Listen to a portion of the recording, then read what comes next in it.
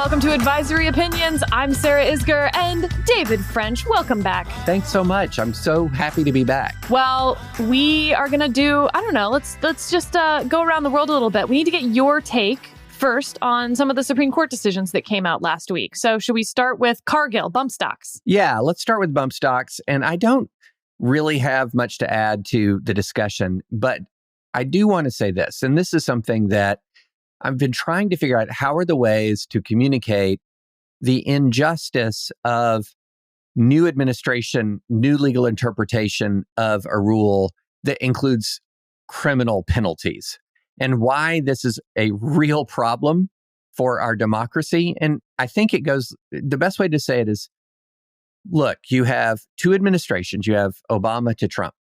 Under Obama, one kind of conduct is completely lawful. Under Trump, another kind of that same conduct is unlawful to the point of criminal penalties. And yet the underlying law did not change. So Wait, and worse, when it goes then to the next president, they can change it back.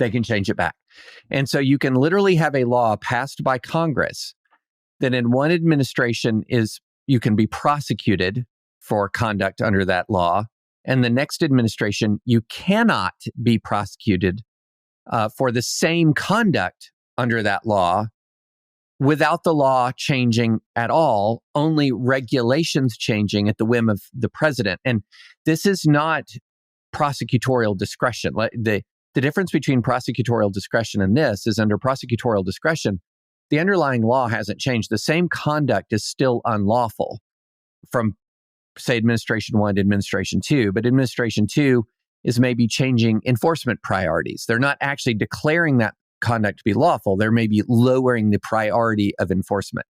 Here in this is well beyond prosecutorial discretion, because what it's saying is the regulation will change so that under one president, a prosecutor could not prosecute that conduct even if he wanted to, because the regulation changed. And in another president, you just change the regulation, and then now that conduct is prosecutable.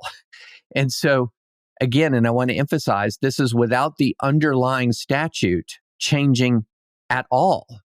And so it's hard for me to think of a better example of regulation as pure lawmaking, as usurping the congressional role.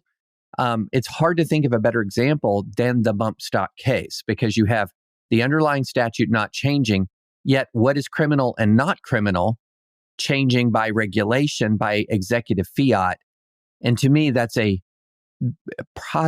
hard to think of a better example of when people say, well, the administrative state is engaged improperly in lawmaking than this. I also find it very frustrating that I keep seeing law professors, real lawyers, saying that Cargill was about the Second Amendment. Right. And then they're like, well, I know it's not about the Second Amendment, but it's animated by the principles of the Second Amendment and various things.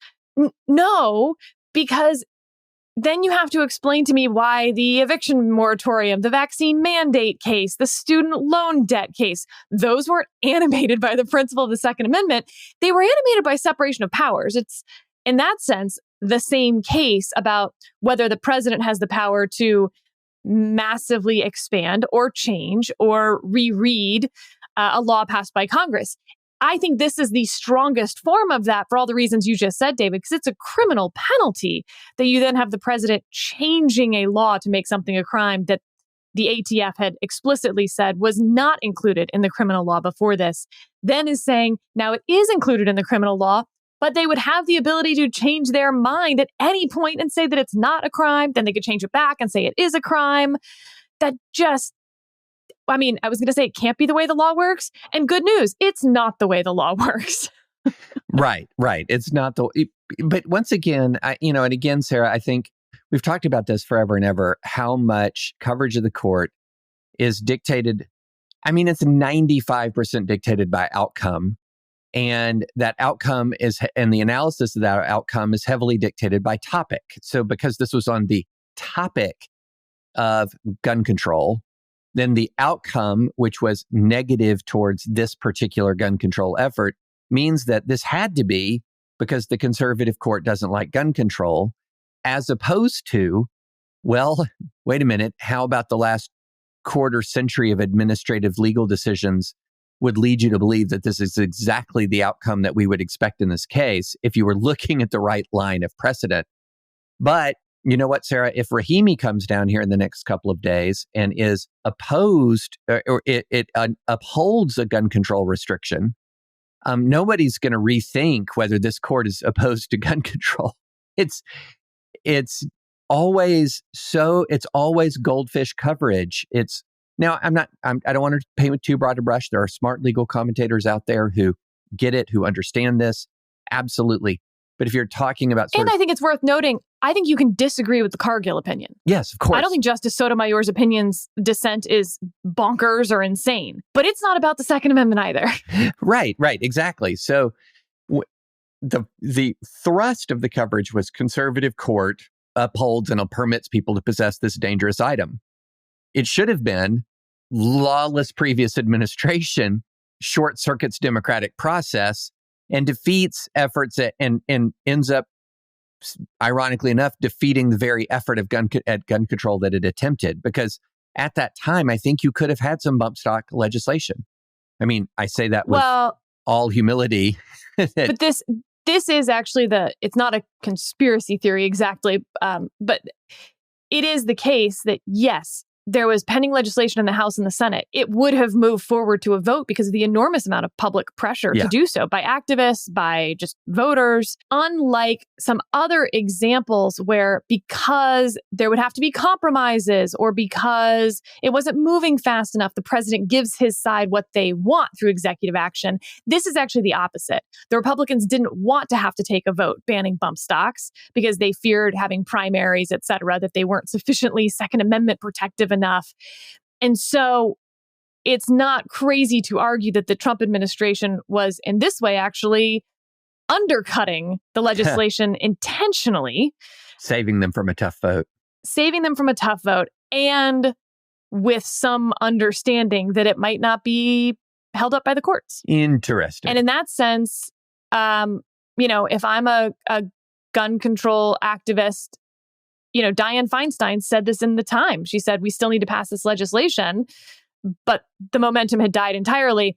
None of that is okay. But again, you put it in this larger context where presidents keep doing things and then the activists, when they get what they want, allow Congress off the hook. So the public is used to seeing a president do something, let Congress off the hook.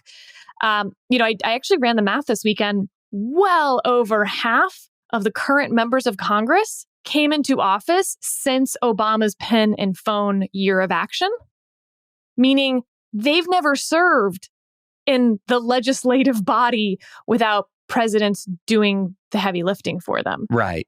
And so the activists then got used to that. The American public got used to it. So even though I think the bump stocks executive action is unique in what the motivation was, the legislative momentum totally died, I think very well fits into the rest of this. The president did it, so we're good now. Yeah. Even though time and time again, it gets struck down by the courts. Obama, Trump, Biden, and yet nobody seems to learn anything. Well, and we're watching that play out on the border again because you had border legislation, right?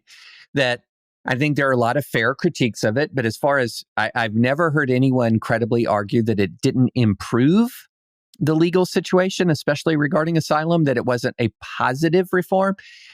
I've heard a lot of persuasive arguments that it wasn't enough of a reform. I think very fair. But I've heard a very few arguments, if any, that the changes weren't quite positive overall, especially regarding asylum. And that was killed for political reasons. And then everyone said, well, Biden, you can just do it. You can just do it. And guess what? He just did it. And we're now facing lawsuits aimed straight at this. We have no idea how long the new Biden program can last. And everyone who is turning around saying, hey, we killed this legislation because we knew Biden could have done it from the beginning. They're saying, see, look, now Biden could have done this from the beginning. And meanwhile, these lawsuits are pending. And we don't know whether this new Biden policy can last 6 days, 6 months, or whether it will be ultimately upheld, because I do think it has more statutory support, say, than this bump stock regulation. But we're constantly in this mode now where Congress isn't doing what it should do, turns to the president does something 1 year, 18 months, 24 months later, or a little bit longer, it gets blocked, and we're right back where we started. All right. So now, how about some thoughts on the Barrett concurrence and Vidal? Oh my goodness, Sarah. This Barrett concurrence. And I didn't know. I was trying to figure out what is my favorite part of it. And just to remind everyone, Vidal's the Trump too small trademark case under the Lanham Act, where the majority holds that the Lanham Act can bar people from trademarking someone else's name. But that's not why anyone's going to be talking about this case ever again. It's about whether the test is text, history, and tradition, the text is tiers of scrutiny, what happens over the next few years in terms of how the Supreme Court's going to think of this and how lower courts are. So go. Yes. So here comes Amy Coney Barrett, concurring in part, and just coming in with both barrels at sort of the history and tradition side of the text, history, and tradition test. And coming in really with both barrels at this sort of idea that we're going to dive into the history and tradition, and that's going to rather than, and this is the key part of the opinion that I really want to zone in on, because it's not text, history, and tradition or nothing. It is, hey, this intra-originalist fight between text, history, and tradition, with the emphasis on history and tradition, versus generally applicable principles. So a generally applicable principle would be, for example, tiers of scrutiny that we've talked about. And so what does Barrett do here? And she comes into the dissent and she says, look, this history and tradition, and I'm going to read the segment here that's fantastic. Relying exclusively on history and tradition may seem like a way of avoiding judge-made tests, but a rule rendering tradition dispositive is itself a judge-made test, and I do not see a good reason to resolve this case using that approach rather, and here's the key quote, rather than by adopting a generally applicable principle. And then she goes on to say, in the course of applying broadly worded texts like the free speech clause, courts must inevitably articulate principles to resolve individual cases. I do not think we should avoid doing so here. This goes back to the conversation we've had forever, Sarah, about, wait, how can these sort of general principles for resolving cases square with originalism, square with text? And I think that she articulated it very well, that when you have the broadly worded text like the First Amendment, articulating principles is a valuable way of interpreting and applying that text. And so I thought that she stated that very, very well and did a very, very effective job of sort of showing how malleable, quote, tradition can be, because a lot of this stuff that we're talking about wasn't related to sort of common law influences on the founding, or it wasn't related to the way amendments were interpreted in the aftermath of ratification. They were just sort of talking about practice. By the way, I have a hard time ever saying the word practice by itself without thinking of Allen Iverson. And you talking about practice? Practice? You're talking not the about game. Practice. Practice. I love that. Oh man, in the age of Twitter, that would have just exploded even more than it did. And here we were remembering it 20 years later. So that I just thought that was a beautiful articulation of, wait, tradition in particular is the judge-made rule. Broadly worded provisions of the Constitution can have generally applicable principles attached to them. I just thought it was extremely well done, Sarah. And, interesting questions about what this means for cases like Rahimi. What's going on here behind the scenes and the way this is being approached. And so I don't know. The tea leaves here seemed like Barrett was, had some intensity to it. It had some intensity to it for a trademark case. So, yeah, I thought that was fascinating. I agree that the tone in particular struck me as unusual. If you had told me that this concurrence largely was going to exist. And there was going to be this sort of haggling over text, history, and tradition versus tiers of scrutiny led by Justice Barrett. I would not have guessed that the tone didn't come off as particularly friendly or congenial. Right. It came off as quite aggressive. Yeah. Which I liked. Yeah, absolutely. If you're going to have a food fight, throw some mashed potatoes. I would say appointed dissent, which is concurrence. Maybe not quite to the diplomatic level of a frank exchange of ideas. but I would say it was definitely it was appointed dissent is the way I'd describe concurrence. It. Oh, yes, concurrence. Yes, sorry. Concurrence dissenting from some elements of text, history, and tradition. Yes. Yes. All right. Well, look, we have, depending on how you count this, about 20 opinions left to go.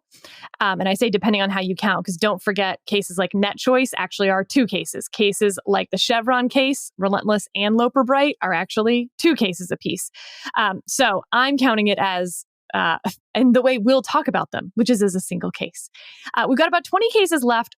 We've got 2 weeks. Now, the justices are not required to end by the end of June, but they do, aside from the most extreme circumstances. They've got plane tickets out of town. They got summer plans. They want to get out of here too. Right now, the justices have not added another hand down day for this week as of Monday morning when we're taping this. Also, Juneteenth is Wednesday, and that's a federal holiday. They're not going to hand down anything on a federal holiday. Which means that for your information and also just when you're going to get AOs, we expect that they will add Friday as a hand down day once again. We will record episodes from this point forward on the days that they hand down opinions. So if they hand down on Thursday, as we expect, then we'll have a short episode that will tape Thursday and come out to you guys after that. If they hand down opinions Friday, we'll tape something Friday. We'll try to get that out to you Friday afternoon for the rest of the month of June. So they're all emergency podcasts from here on out. And for those who are curious what all we have left, I mean, so much. Aside from Net Choice and Chevron, which I mentioned, you've got the Idaho abortion EMTALA case. You've got immunity. Obviously, Trump immunity. You've got Rahimi. We have the January 6th obstruction. So basically every AO from this point forward promises to be a blockbuster. At the end of Supreme Court hand-downs, all of us in this world start doing our own sort of analysis of the term. I thought it would be fun to revisit something that empirical SCOTUS Adam Feldman did at the end of last term, which he did something new that I hadn't seen before called a power index. So this isn't just the normal statistics that we've talked about of which justice is most likely to be in the majority, which was Justice Kavanaugh for the last several terms, closely followed by Chief Justice Roberts, closely followed by Justice Amy Coney Barrett. The power index actually assigns points, and the points increase as you get closer opinions. So if you're the author of a 9-0 majority, you get 2 points. But if you're the author of a 5-4, you get 6 points. And so it goes. If you're in the majority, but not the author, you get 2 points in that 9-0. You get 5 points for voting in the majority for a 5-4. If you write a concurrence, 1 point in the 9-0, 4 points in the 5-4. If you're in the dissent, you get -1 on all of those, no matter how close. So just under that power index, he finds that Justice Kavanaugh still comes out number 1 by a hair. He is at 2.48 for average points, followed by Chief Justice Roberts by 2.46, followed by Justice Barrett at 2.26. So actually the order stays exactly the same, though the drop between Justice Kavanaugh and Justice Barrett is a little greater than what we would have seen otherwise. The person coming in last, Justice Thomas. Second to last, Justice Alito. So again, it even follows on that side as well. But here's where I thought the power index was really fun, David, because that's not the only flex of power. Who authors, how you vote, and concurrences and dissents, because there's also assigning opinions. And remember, the justice who is most senior in the majority gets to assign who writes the opinion. So if the Chief Justice is in the majority, he gets to assign it. And if he's not, it would be Justice Thomas, then Justice Alito, Justice Sotomayor, Justice Kagan. And that's it. Those are the only people who can assign opinions, because after that, of course, you wouldn't have enough justices left to form a majority. So adding points based on who the most senior justice was, therefore who got to assign the opinion, the numbers do switch. It's now Chief Justice Roberts by a mile. Right. So his average points go up to 3.41, followed by Justice Kavanaugh at 2.46, because of course, Justice Kavanaugh can't ever assign opinions. Justice Barrett stays the same. Interestingly, Justice Thomas still comes in last. It basically changes no one else except the Chief Justice definitely becomes the leader of the power index. I don't expect any of that to change this term based on what we're seeing so far, except the unanimity issue, David. Having this many unanimous cases could actually affect all of this. Yeah. It could be that with not nearly as many non-unanimous cases, you could end up with an outlier term when you're dealing with so few data points. We have very few cases total, of course, that we're dealing with, well under 60 at this point. And then a lot of unanimous ones basically get taken out of the calculation. So that's one interesting thing to be looking for. So a couple of things on this, and then that I think are fascinating. One is, so you went through the first three, Kavanaugh, Roberts, Barrett in power, and that's Kavanaugh, Roberts, and Barrett under the conventional reading. And then when you add assignment, it's Roberts, Kavanaugh, Barrett. What the next two after that are fascinating and counterintuitive in a 6-3 conservative court. The next two are Jackson and Sotomayor. And then it goes Gorsuch, Kagan with Alito and Thomas at the end. And the Gorsuch, Kagan power differential is infinitesimal, just infinitesimal. And so it really is another one of these data points for this roughly 3-3-3 court alignment, because it is fascinating to see after Kavanaugh, Roberts, and Barrett that you go straight to two of the more liberal justices in the power index, which is, completely counterintuitive to a lot of folks. You see a lot of conversation online that's along the lines of it must be so frustrating to be a powerless justice. And little do we know that should be, that remark should be directed mostly at Clarence Thomas in the current court, which is wild, because you would think that, if you're just if you landed from Mars and you're told the situation, who appointed whom, et cetera, the last thing you would say would be that Clarence Thomas, the second most senior justice really on the court and a member of the quote unquote conservative majority, would be the least powerful justice, no matter how that is measured. That is fascinating information, Sarah. That's absolutely fascinating. Right. Least likely to be in the majority, least powerful by this index, even if you assign those points, which takes into account the complaints of people who say, yeah, but the big cases. Yeah. Okay, we're trying to now take this into account in an empirical fashion. We're not going to assign sort of subjectively which cases are big, but we're now looking if it's 5-4, if it's 6-3. Okay, we're assigning those more points. Yeah. Nope, Justice Thomas is still the least powerful. Yeah. So what's your point? Can I make one quick point about the MiFi case, the Mifepristone case? Yes. Miffies. We call them Miffies, David. Oh, I'm sorry. It's not MiFi. No. Okay. That's that power thing that, like the power Wi-Fi that you used to take with you, like on trains and stuff. The yes. MiFi. Okay. Sorry. Mifepristone. This is another example, and there are now multiple examples of this, of the current court sort of swatting away reach cases brought from the right. So we've talked about this phenomenon a number of times. So Voting Rights Act, there was a reach argument made for the Voting Rights Act, swatted aside by the Supreme Court. There was a reach argument, independent state legislature theory, swatted aside by the Supreme Court. This was a reach standing argument to get to Mifepristone. swatted away by the Supreme Court. You're beginning to see how many of these reach. Now, on the other side, I think it's very fair to say that the 14th Amendment argument was a reach argument coming from the other side, swatted away by the Supreme Court. And it's becoming very clear that under the current court alignment, this sort of view of the court on the part of some folks on the right, certainly on the left, but nobody thought this was going to be a court that would grant reach wishes from the left. But on the right, I think there was a real sense once it became 6-3 that there was a lot of sort of reach objectives at reforming, changing, altering constitutional law that may have been in play. And again and again and again, these justices are saying, nope, they're not in play at all. And it reminds me of, something we talked about last year, which is, look, in many ways, and if you want to understand the current Supreme Court, you cannot evaluate it with Trump era glasses on. You have to evaluate the current Supreme Court with pre-Trump era glasses on.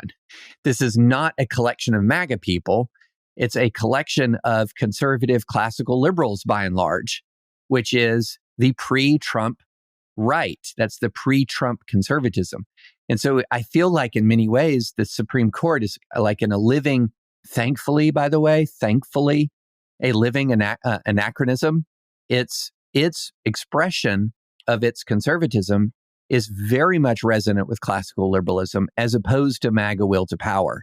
And you see that in a decision after decision after decision.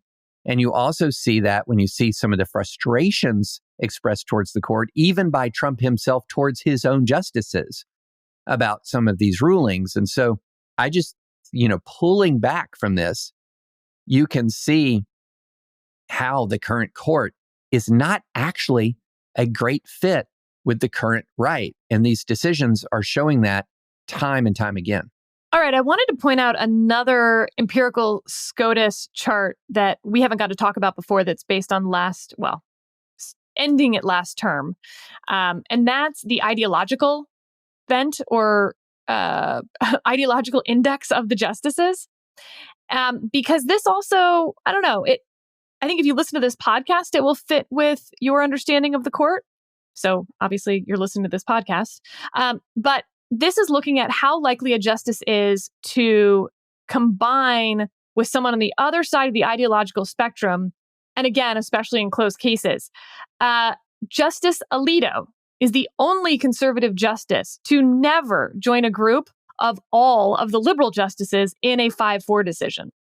So he has never been in a 5-4 majority with both justices, Sotomayor and Kagan, since Kagan joined the court in 2010, and has not since Jackson either, obviously.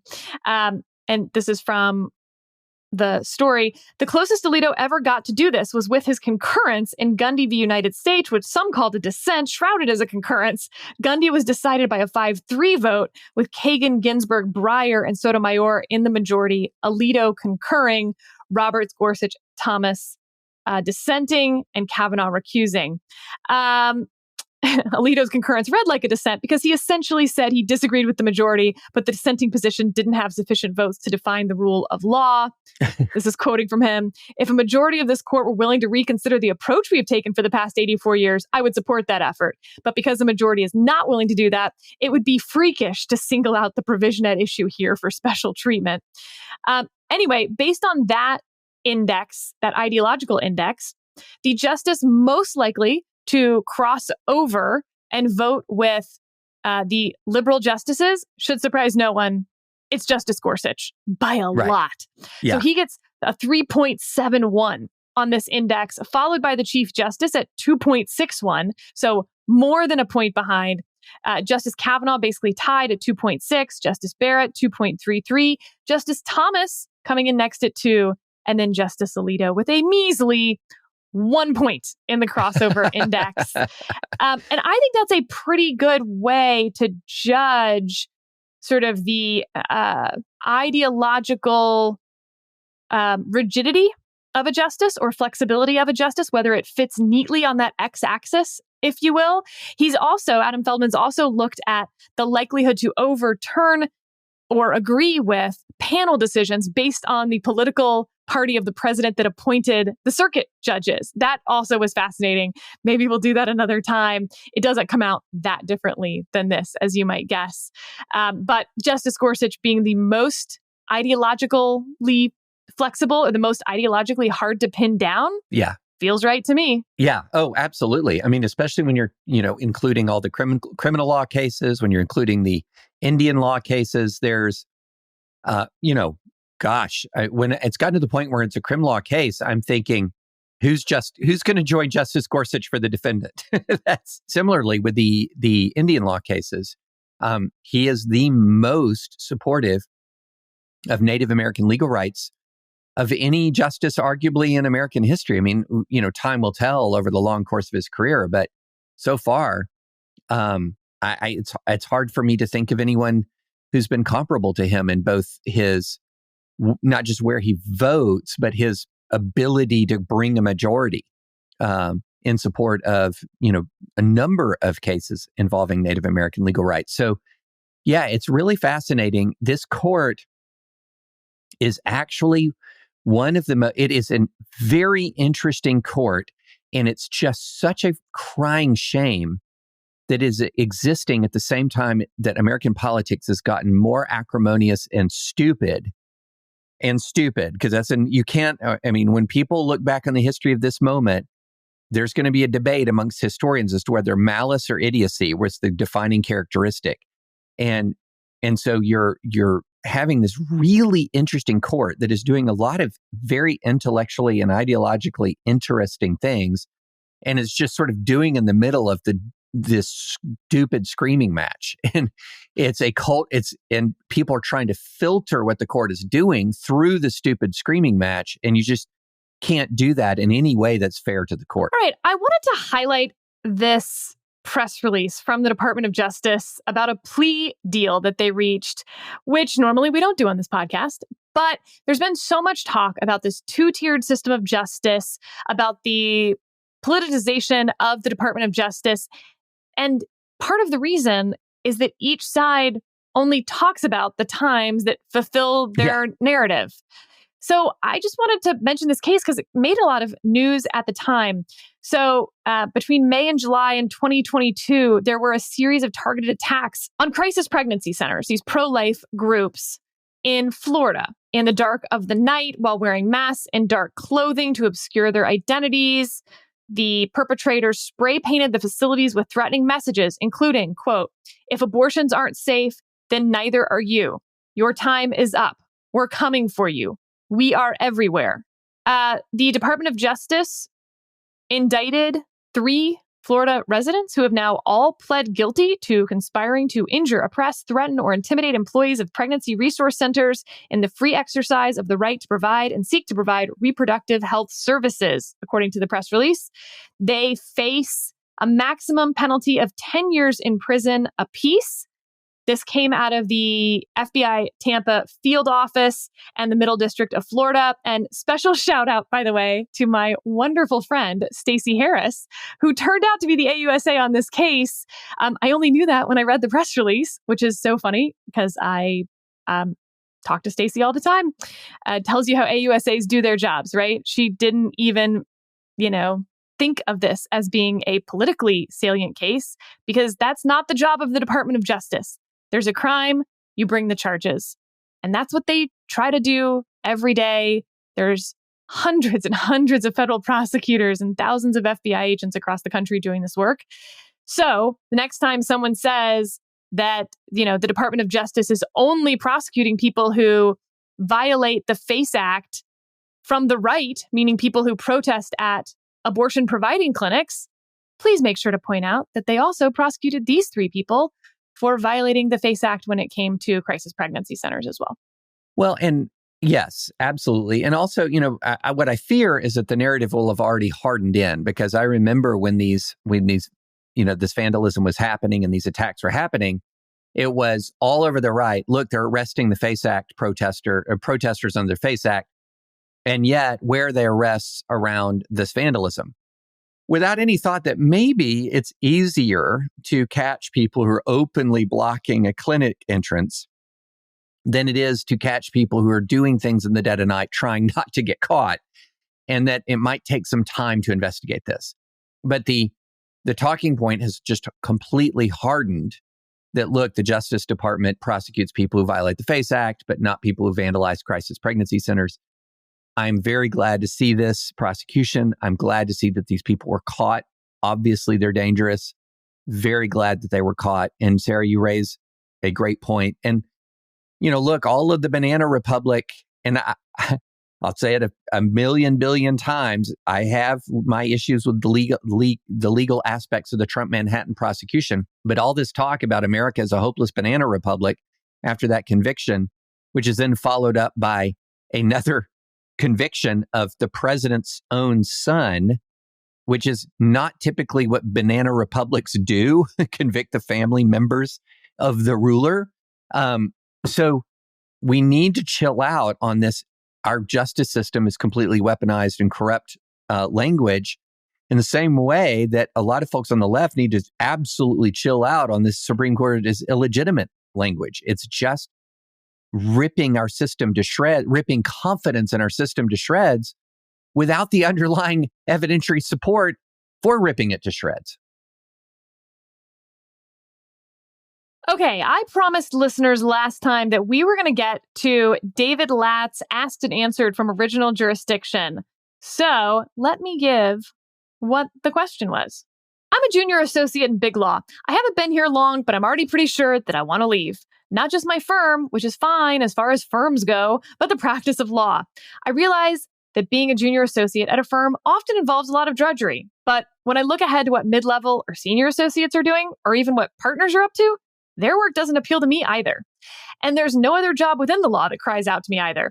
I'm not one of those people who went to law school with a plan like, quote, work in big law for 2 or 3 years, pay off loans, and become a prosecutor, public defender, public interest lawyer, law professor. To be honest, I went to law school without a clear sense of what I wanted to do with my JD degree, and maybe that explains my current predicament. I feel a bit lost, and yes, I do have outstanding student loans. Please help. Yours truly, Bewildered in Big Law. So David, first of all, I would just like to say how totally justified I feel with my overall advice about going to law school, because this is so many people.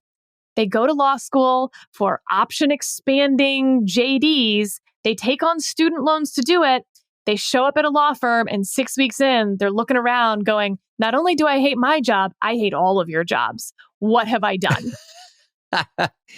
I will absolutely acknowledge that people do that. No question about it.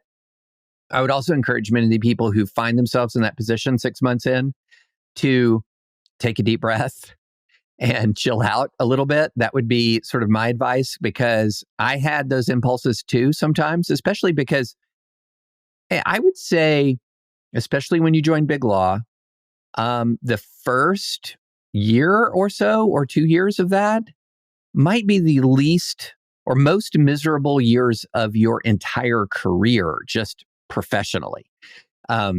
It's a dues paying period. It is a period where you have your ambition to do things and your ability to do things is at its largest mismatch, because you don't have the skills that you've developed yet. You can't just march into a court and do all the things that you've dreamed of doing. And then often some of the things you're asked to do feel really pretty menial. I remember Sarah being up at 2 in the morning, literally double checking to make sure that the paralegals got some FedEx packages out. And I was thinking, I went to law school for this, to just sort of stay here to make sure paralegals got some FedEx packages done before they went home. I mean, it felt really weird and bad and strange, but, and also, I was just married, and I didn't want to be at my law firm at 2 in the morning. And so, yeah, I acknowledge absolutely that is a thing that happens. People get out 6 months out and sort of have this shocked response. I would also urge people to take a deep breath and wait, because it does get better the more experience that you get. It really does. Okay. I want to walk through David Latt's 4 pieces of advice and get your reaction. Okay. 1, get yourself in good financial shape. When law students or lawyers tell me that they're interested in an alternative career and ask me for one piece of advice, I often quip, marry rich.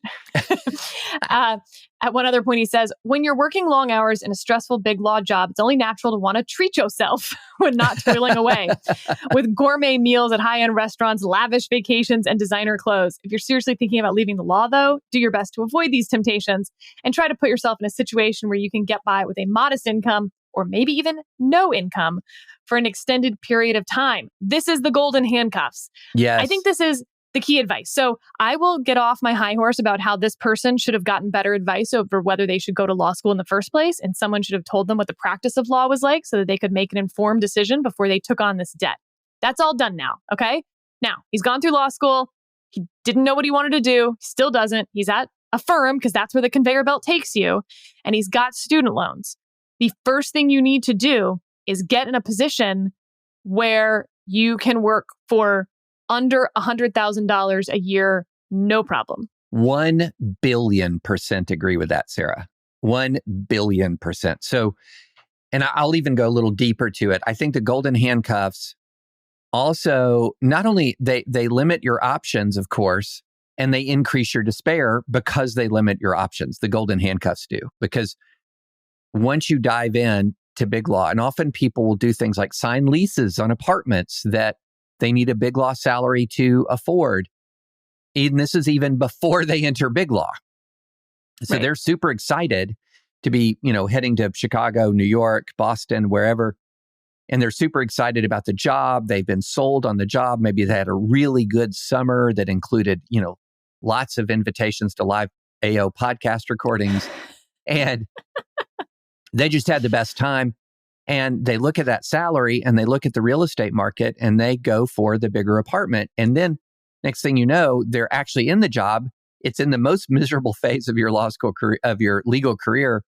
And it's just, you want out and you realize, well, to get out, I need $250,000. Who's going to hire a 20-something-year-old for that amount of money and then not ask me to work 80 hours a week? Like, who's doing that? And the answer is exactly nobody. And so not making wise choices on the entry point increases your options if once you dive in, it is not to your liking. Yeah. And I feel like, so obviously I went to law school not quite knowing what I wanted to do, but I also knew that I wasn't going to be at a law firm. And I think that it will seem shocking to a bunch of law students and young lawyers, some of the decisions that I made financially after law school. I didn't take a bar trip. I went to work before graduation and then came back. I didn't even have it's like the equivalent of senior week between when classes end and graduation. Nope, I wasn't around for that. I went to go work. I came back just for graduation, went back to work. No bar trip. No fancy trips to backpacking through Europe or Asia. I took the bar exam and went back to work the next day. I lived with my parents during my clerkship to pay off some loans. And then when I started working in campaigns directly after my clerkship, I was making less than a third of my friends in law school. So yeah, I ate a lot of pita with hummus and sliced cucumbers. But when you toast it, it's really delicious. And I lived in a small little apartment. And I did that for years. I didn't make six figures until close to 10 years out of law school. Wow. Which, yeah. And Sarah, you're bringing down the class average. Did Harvard write you? For sure. And I didn't even get the public interest write-off because of, campaigns and whatnot. So I just think the financial shape thing is the biggest deal, but I'm not sure that people graduating out of law school, especially elite law schools who are looking around at their friends, even understand what it means to get yourself in good financial shape. Yeah, I almost feel like there should be a seminar. Pita and hummus. Yeah. Yeah, it's like the NBA and the NFL and some of these leagues have really tried with their young players to help them with money management so that they don't end up like so many athletes making millions and bankrupt. I feel like you need to have a money management seminar between your 2L and your 3L year before you sign the lease, before you buy the car, right? Oh, yeah. I drove an old Nissan. Yeah. Again, like until close to 10 years out of law school.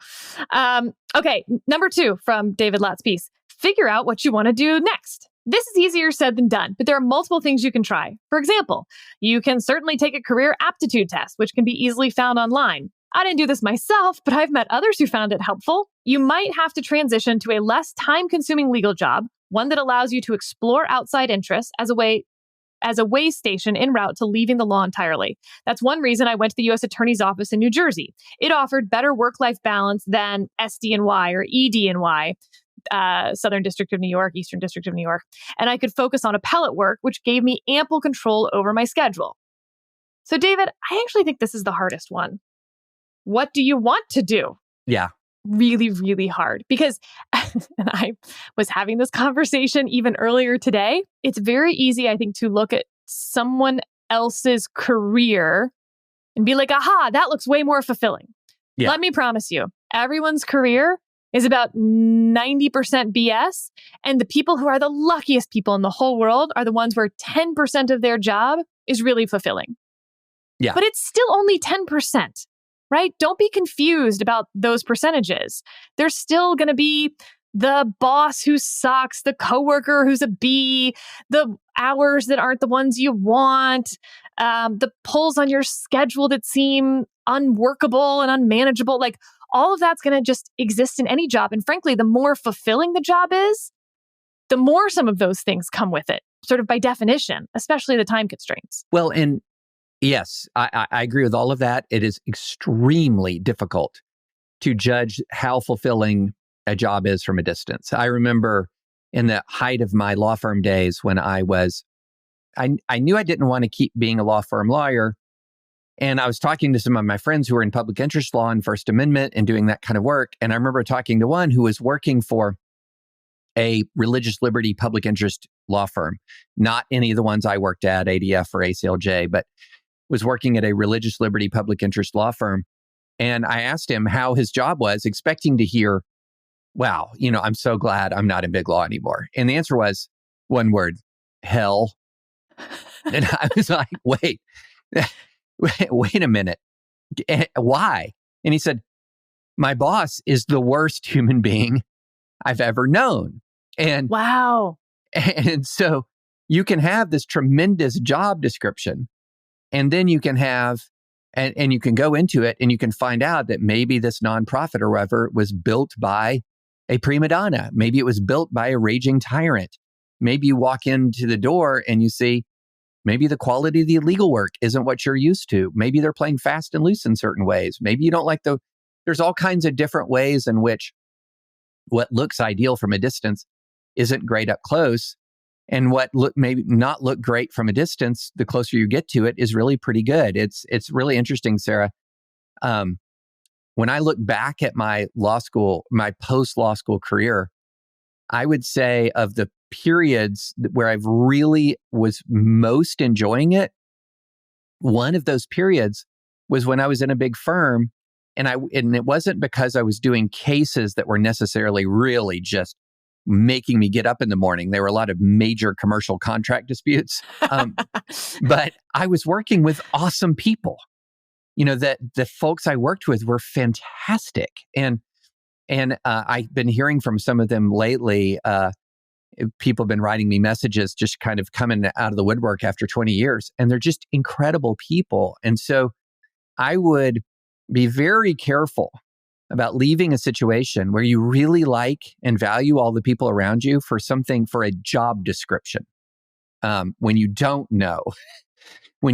necessarily know the culture that you're getting into. But there was another thing that David said that you didn't read in that number 2 that I want to highlight. He says, my path out of the law was fairly common. I had a hobby or side hustle that gained traction. That has been my path my whole career.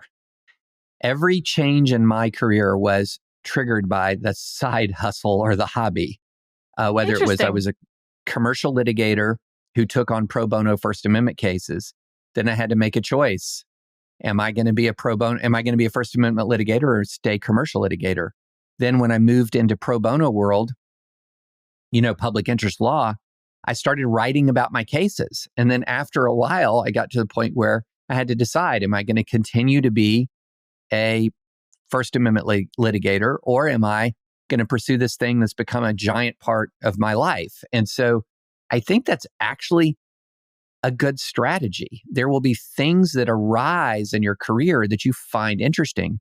I think you can start to invest in them before you make the hard break, if that makes sense. Okay, I have a personality test for you. Okay. When you're getting into a pool and the water is way too cold, do you go slowly down the steps, adjusting each step? Or do you cannonball into the deep end and get it all over with? If it's super cold, I cannonball. Like if I know it's super cold, it's cannonball, no question about it. If I don't know, then it'll be more gradual just to see. But if I know, we did a cruise years ago and we were outside and we're off a Portuguese island and doing one of these excursions. And they said, this is known as one of the coldest swimming holes around. Who's going in? And at that point, you just got to cannonball it. There's just no alternative. So here's what I find that's interesting. Because what you're describing for your career is going in step by step. Yes. And here's what's funny. I do not cannonball into cold water. Cold water takes my breath away. I will actually hyperventilate if I am put into cold water too quickly. So I go step by step into cold water. But in my career choices, it's all been cannonballs. That's great. High risk. Some of them have failed spectacularly. Cannonballs. Although I just want to emphasize the thing you said about the people you work with actually being the place that you get way more of your fulfillment from than you realize compared to the job.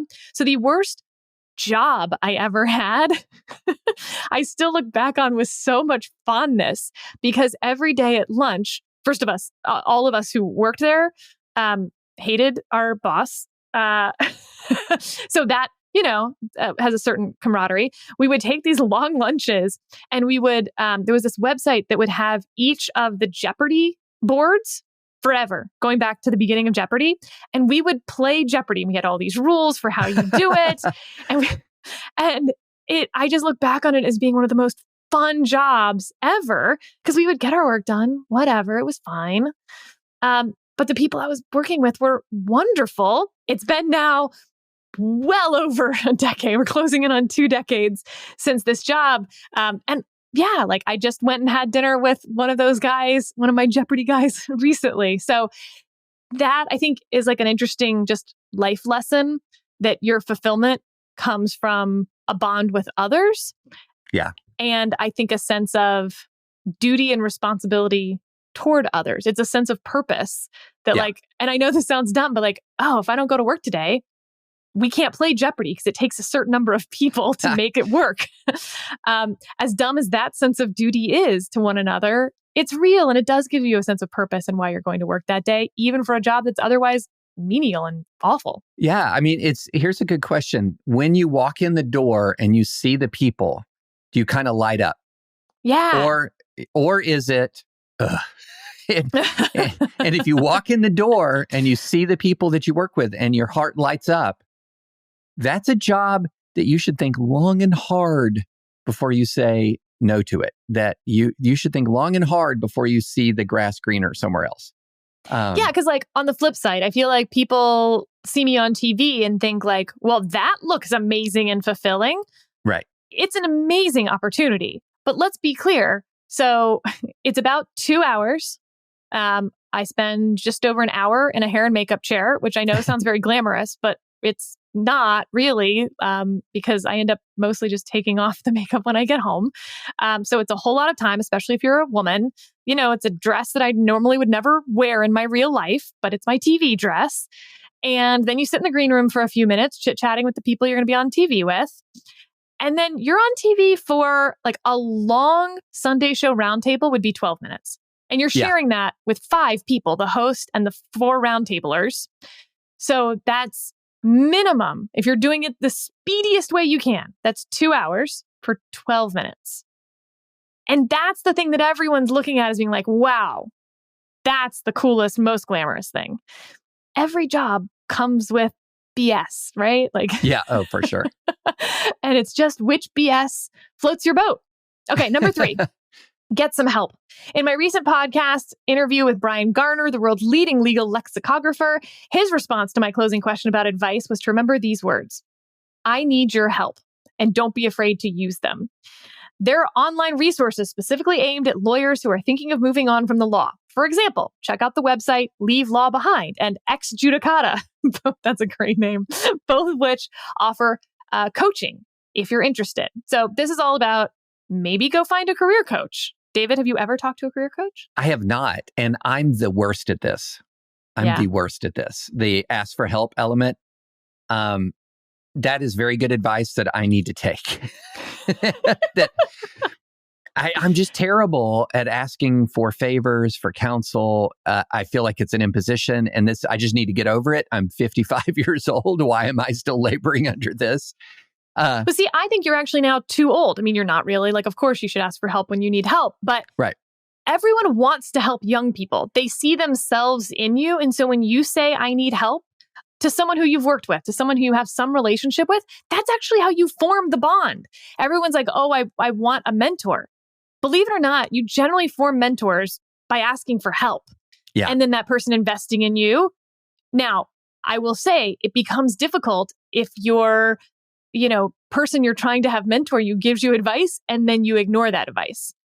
I think you can. I think, if you're deciding between 2 jobs and you ask a bunch of people and it's about 50-50 and you decide to go one way, but you really still want the advice of the person who advised you to go the other way, don't just ditch that relationship because you didn't take their advice and you think they're mad at you. They're not. I've given lots of young people advice and they take the other job. I'm not mad about that at all. Now, if over and over again, they keep not taking my advice and then coming back to say that they've made the wrong decision, at some point that will get frustrating for me.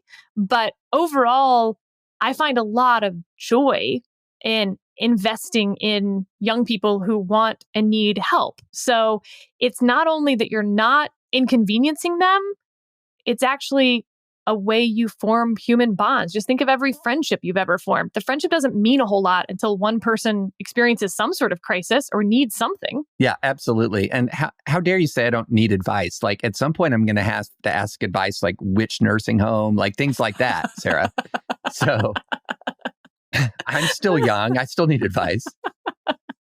All right. Number 4, don't burn bridges as you leave the law. You don't even need the as you leave the law part. But to continue, during my time at Above the Law, I enjoyed reading and writing about bridge burning departure memos. But while they might be fun to read and fun to write in the moment, they could turn out to be professionally problematic if you try to return to the law. And yes, it might very well happen. Careers are long. If you're disillusioned about practicing law right now and eager to leave, you might find the idea of returning to be impossible to imagine. But you might leave the law and discover that the grass on the other side is not, in fact, greener. You might change as a person, or your personal circumstances might evolve in ways that could make returning the right decision. Almost 2 decades removed from practice, I have no plans to return to the law, and I don't know that anyone would have me if I did. But I've met lawyers who have returned to practicing after leaving for careers in journalism, finance, and the entertainment industry, among other fields. And when they did, their good relationships and reputations in the legal community were enormously helpful. I mean, this is like the understatement of the century. All communities are small. Law is also a small community. Why people ever burn bridges on their way out the door is baffling to me. I will say that in my career in DC, in like politics DC, campaign DC, it has been especially insulting when someone has burned a bridge with me, because what you're telling that person isn't just, of course, that like you don't respect them, you don't like them, whatever. It's actually that you don't think they're going to be a repeat player, right? You're saying that like, I don't think you're going to be here in 5 or 10 years. And that's why I'm willing to set this relationship on fire. And I'm like, how dare you? I will be here. You just wait and see. And I mean this more like, when I was like really early on in my 20s and like, I don't know, someone would blow me off, for a coffee meeting. I asked the person whose job I was taking, as in like they were moving on and I was coming in to take their job. I was like, hey, can I take you to coffee and just like get your advice, ask you some questions, anything you can pass on about like how to succeed in this job? And he said, no, I don't have time for you or this. And I was like, what? I was like, how, again, it's not that you don't have the time. It's that like, you don't think that I will ever matter to your career at all. I will note that that person and I interact all the time now in our current careers. So, Sarah, I can't remember if I've told this story, but I am the living example of don't do this. Well, I Jerry Maguired my way out of a law firm, and then I wrote a departure memo. This is 1999. So 1999, I'm working at one of the bigger firms in Kentucky. And I went to go teach at Cornell Law School. And this firm was going through a lot of internal conflict over, things like billable hour amounts and all of this. And I thought, and all my fellow associates, you're leaving, you have nothing to lose. Why don't you articulate? Do it. Yes. And it's like, you can nail the 95 theses on the door and then just pop smoke and leave. And I was like, yeah, so immature. And so I did it. I wrote the memo articulating sort of collective associate concerns. And I sail off into the sunset to Ithaca, New York, where I really, really, really loved teaching. And it was really not the best place for our family to be so isolated and so many miles away from all of our extended family. And so we came back and I needed a job, Sarah. And so I called that same firm and I was like, hey guys, how are you feeling about me these days? And the literal quote from the managing partner of the main office was in Louisville and I was in the Lexington office. And one of my former colleagues has been a guest on the pod, Judge Bush. Aww. Yeah, Judge Bush. And so the managing partner said to the managing partner of the Lexington office, this is the quote, "If you can stomach him, you can have him." A ringing endorsement. A ringing endorsement. So I went back, ate my humble pie, went back and that's the place I was talking about where I have so many I had so many great relationships. And it's why I wanted to come back. I'd eaten the humble pie and I'd realized, every time I walk through the door of that place, I'm happy to see the people there. So, yeah, don't do what I did, guys. Yeah. The law, like, again, I think many, many other types of careers, there's just going to be quite a bit of bouncing around potentially, especially if you aren't happy, right? There's people who stay at their law firm their whole lives, become partners, die at that law firm, but they tend to be happy where they're planted type people. I actually think this is more of a personality test than anything. There's people who are restless. There's people who see the negative around them, see other people doing things and always think the grass is greener. It's usually not about the job. It's about your personality. So I would add a fifth piece of advice, which is try to know yourself a little. And if you're just a person who is restless and unhappy, you're not going to be happy anywhere else. So you might as well make a lot of money and try to change that about yourself. It is changeable. It is possible to just force yourself to find positive things, focus on those positive things. When your brain moves to something less positive, have the willpower and that muscle to say, no, we're not going to think about that. We're going to think about this other positive thing and really start working out those muscles. And that's really what it is. It's just an exercise in willpower. Happy people aren't always happy. Mad people aren't always mad. It's a choice you're making. Yeah. No, I thought David's column was great. I thought it was great. And if you just follow one piece of advice, it'd be avoid the golden handcuffs. Avoid the golden handcuffs. Do not buy the fancy car and the amazing house where you're under that mortgage with your student loans. Then there's no job where you're going to go, as David said, from starting salary of $250 a year, and someone else is going to offer you that without the time. They're paying for your time. They're not paying because you're smart. They're not paying because you're experienced. You're none of those things. They're paying for your time. They're paying for all your waking hours and some of your sleeping hours too. They're paying for your shower time, your gym time, your girlfriend time. That's what they're paying you for, or else nobody would do it. So any other job that you're looking to take, not only are they not going to pay you as much, because they're not going to take all of that time, But you're also going to start back at the bottom, most likely, which means you're going to have to take a huge pay cut sort of regardless, and maybe doubly so, because not only is it not as lucrative a profession potentially, but you're also starting back at the bottom. And unless you're willing to cannonball into that, as I was over and over again, taking pay cuts along the way oftentimes, then don't complain about the job you don't like. Yeah. No, that's very, very well said. And with that, David, I think all of our next episodes for the next 2 weeks are going to be opinion episodes. Yeah. So I hope you enjoyed the break. When you were going to that list, I thought, there's some of these opinions that we're going to have to hit and then come back to. Hit it and quit it and come back to it. Like David and his law firm.